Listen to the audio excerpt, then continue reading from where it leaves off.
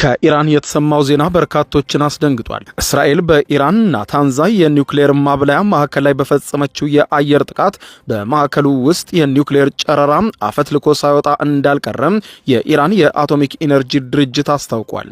ጥቃቱን ተከትሎ በስፍራው የጨረር መጠን መጨመር እንዳልታየ የዓለም አቀፉ የአቶሚክ ኢነርጂ ኤጀንሲ IAEA የገለጸ ሲሆን ጉዳዩን ተከትሎ ሁኔታውን በአንክሮ እየተመለከተው እንደሆነ ገልጿል። የኢራን አቶሚክ ኢነርጂ ድርጅት ቃል አቀባይ በህሩዝ ካልማሻንዲ ለሀገሪቱ የመንግስት ቴሌቪዥን እንደተናገሩት እስራኤል ወደ ናታንዝ ማዕከል በተደጋጋሚ ሚሳኤሎችን ያስወነጨፈች ሲሆን ይህም በጥልቀት የተቀበሩ የማዕከሉ ክፍሎችን ለመምታት አልማ ነበር ብለዋል። ቃል አቀባዩም በማዕከሉ ውስጥ አሁን የተወሰነ የጨረር መበከልና ልቀት የሚያሳይ ነገር አለ፣ ነገር ግን ይህ መበከልና የጨረሩ ማፈትለክ እስካሁን ድረስ አላረጋገጥንም፣ እየሰራን ነው ሲሉ አብራርተዋል። አክለውም የተገኘው የኒውክሌር ጨረራ አሳሳቢ ሊሆን አይገባም፣ አሁን ባለበት አሳሳቢ ነው አንልም፣ ነገር ግን የጨረራው መጠን እየጨመረ ሊሄድ ይችላል፣ ይህ ነገር ግን በከፍተኛ ሁኔታ ያሰጋል ብለዋል። ይህ በእንዲህ እንዳለ የዓለም አቀፍ አቶሚክ ኢነርጂ ኤጀንሲ በበኩሉ ከኢራን ባለስልጣናት መረጃ እንደደረሰውና በናታንዝ የኒውክሌር ማበልጸጊያ ቦታ ላይ የጨረራ መጠን መጨመር እስካሁን ድረስ እንዳልመዘገበ፣ ነገር ግን በፍጥነት ሁኔታውን እየተከታተለ እንደሆነ ገልጿል። የኤጀንሲ ዋና ዳይሬክተር ራፋኤል ግሮሲ በኒውክሌር ተቋማት ላይ የሚፈጸመው ጥቃት በኒውክሌር ደህንነትና ጥበቃ ላይ ከባድ አንድምታ እንዳለው ገልጸው በተለይም ደግሞ ጨረሩ አፈትልኮ የሚወጣ የእስራኤልም ጥቃት በዚሁ የሚቀጥል ከሆነ ምናልባትም አውዳሚ የሆነ ነገር በአካባቢው ሊከሰት ይችላል ብለዋል። የቢቢሲ የሳተላይት ምስል ትንተና በበኩሉ በናታንዝ የኒውክሌር ማዕከል ላይ በሚገኙ ህንፃዎች ላይ ከባድ ጉዳት መድረሱን ያሳያል። ነገሮች በከፍተኛ ሁኔታ እየተካረሩ ባሉበት በአሁኑ ሰዓት ኢራንም የአጸፋ ነው ያለችውን ጥቃት እየፈጸመች ሲሆን የእስራኤልም የአጸፋ ጥቃት የተባለውን ከኢራን የሚተኮሱ ድሮኖችንና ሚሳኤሎችን ከጆርዳን ጋር በመሆን እያከሸፈች ትገኛለች። ይህንን ተከትሎ አሜሪካ ግዙፍ አውዳሚ የጦር መርከቦቿን ጨምሮ በርካታ የጦር መርከቦቿን ወደ ቀጠናው በከፍተኛ ፍጥነት እያስጠጋች መሆኑ ተነግሯል። አሜሪካ አውሮፕላን ተሸካሚ የጦር መርከቦቿን ወደ ቀጠናው በስፋት እያስጠጋች ያለችው ሌሊቱን የኢራን በቀል አይሎ ሊቀጥል ይችላል ተብሎ ስለተሰጋ ነው። ጥቃቱ ምናልባትም እስራኤል ከአቅሟ በላይ ከሆነ እስራኤልን በማንኛውም ሰዓት ለመርዳትና ለማገዝ የጦር መሳሪያዎቹ ወደዚያው አካባቢ በፍጥነት እየተጓጓዙ እንደሆነ ለማወቅ ተችሏል። የአሜሪካ ባለስልጣናት እንዳሉት ከሆነ ይህ የወታደራዊ መሳሪያዎች እንቅስቃሴና የአካባቢ ለውጥ ሁለኛ ዓላማዎች አሉት የተባለ ሲሆን የመጀመሪያው ኢራን በእስራኤል ላይ ከባድ የአጸፋ ጥቃት ልትሰነዝር እንደምትችል መረጃ መገኘቱን ተከትሎ ነው።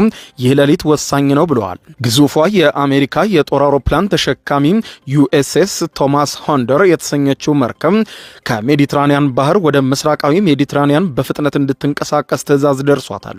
እንደ አስፈላጊነቱም በቀጠናው ያሉ ተጨማሪ የጦር መርከቦች በፍጥነት ወደ ቀጠናው እንቅስቃሴ እንዲያደርጉ አውሮፕላን ተሸካሚ መርከቦች ወይም ኤርክራፍት ካሪየርስ ወደ ቀጠናው በፍጥነት እንዲላኩም ትዕዛዝ ተሰጥቷል ተብሏል።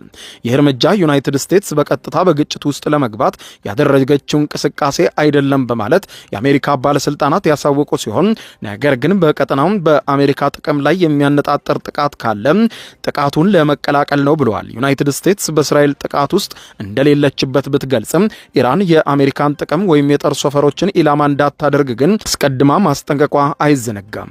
ይህንን ተከትሎ አሁንም ወታደራዊ ኢላማዎች ከዚህም እየቀጠሉ ሲሆን እስራኤል በፈጸመችው ከፍተኛ ነው በተባለውና በኢራን ላይ በተካሄደው ጥቃት እጅግ በርካታ ንጹሃን ዜጎች መሞታቸው ተዘግቧል። ከእስራኤል ከፍተኛ ባለስልጣናት በተጨማሪ 78 ንጹሃን ዜጎች መገደላቸውን የኢራን መገናኛ ብዙሃን የዘገቡ ሲሆን ይህ ዘገባ እስከተጠናከረበት ሰዓት ድረስ 329 ኢራናውያን ደግሞ መቁሰላቸው ተረጋግጧል። እስራኤል በኢራን ላይ ባካሄደችው በዚህ እርምጃ ይህ ዘገባ እስከተጠናከረበት ሰዓት ድረስ 20 የኢራን ከፍተኛ አዛዦችና ባለስልጣናት መገደላቸውን ሮይተርስ የዜና ምንጭ ያሳያል። በተያያዘ መረጃ የአሜሪካው ፕሬዝዳንት ዶናልድ ትራምፕ እስራኤል በኢራን ላይ ያደረሰችው ጥቃት ስኬታማ ነበር ሲሉ ገልጸው ኢራን ሙሉ በሙሉ ጨርሳ መጥፋት ካልፈለገች በፍጥነት ወደ ኒውክሌር ድርድሩ ትመለስ ብለዋል። ጥቃቱ በቀጠለበት አሁንም ሰዓት ታዲያ እስራኤል ዛሬ ሌሊቱንም በኢራን የኒውክሌር መሰረተ ልማቶች ላይ ተመሳሳይ ጥቃት የምታደርስ ከሆነ የኒውክሌር ጨረሩ ከቁጥጥር ውጪ ሊሆን እንደሚችል እንደሚችል ተነግሯል። አልጀዚራ በድረገጹ ይዞት በወጣው ትንታኔ እስራኤል በኢራን ላይ ታሪካዊ የተባሉትን መጠነ ሰፊ የሆነ የአየር ጥቃት በዛሬው ዕለት ለመፈጸምና በአንዲት ሉዓላዊት ሀገር ላይ ጦርነት ለማወጅ ውሳኔ የደረሰችበት ከጀርባ ያሉ እጅግ በርካታ ሴራዎች አሉ በማለት ዘገባውን ጀምሯል። አልጀዚራ ስልታዊና ፖለቲካዊ ሴራዎች ከጀርባ አሉት ያለው አልጀዚራ በሀተታው እንዳስቀመጠው በዋናነት የኢራንን የኒውክሌር መርሃ ግብር ማሽመድመድና ኢራን ሀያል እንዳትሆን የማድረግ ሴራ ነው ይላል። የእስራኤል ዋነኛና የረዥም ጊዜ ስጋት የኢራን የኒውክሌር መርሃ ግብር መሆኑን ያስቀመጠው የአልጀዚራ ትንታኔ እስራኤል ኢራን የኒውክሌር የጦር መሳሪያ ባለቤት እንዳትሆን ለማድረግ ማንኛውንም አይነት እርምጃ እንደምትወስድ ከ30 ዓመታት ወደዚህ በተደጋጋሚ በመሪዎቿ በኩል ስትዝት ቆይታለች ይላል።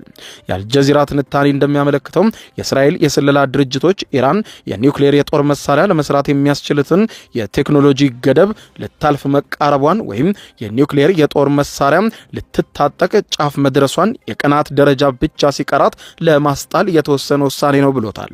ይህ የማይመለስበት ነጥብ ወይም ፖይንት ኦፍ ኖ ሪተርን ላይ ኢራን በመድረሷ ነው ብለዋል። እስራኤል የኢራንን የኒውክሌር አቅም ወደ ኋላ ለመመለስና ለዓመታት ለማሰናከል አፋጣኝና ወሳኝ እርምጃ እንድትወስድ ገፍቷታል ይላል።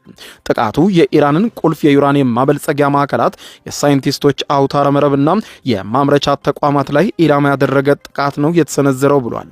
ሌላኛው ደግሞ እስራኤል ለኢራን ያላት ጥላቻ ነው ይላል።